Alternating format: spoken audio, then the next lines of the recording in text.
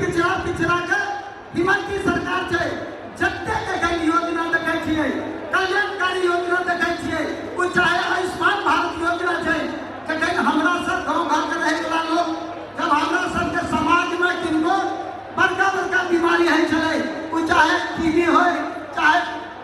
चाहे किडनी का प्रॉब्लम है, हार्ट का प्रॉब्लम है, उनका एते पैसा नहीं चले, वो डरे से मर जाए छथिन कि बाप रे हमरा जमीन बेचे पड़ा, सेहो जमीन नहीं है, उस डर से कोई बीमारी से मर जाए चले। और हाँ याद करियो कि माननीय नरेंद्र मोदी जी के सरकार आयुष्मान भारत योजना लाइन कर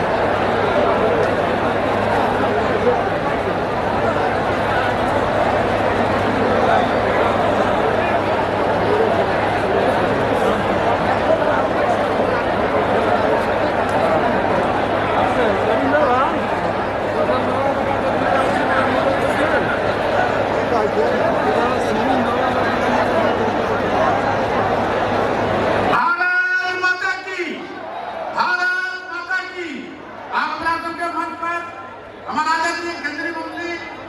आदरणीय गिरिराज सिंह जी उपस्थित भगला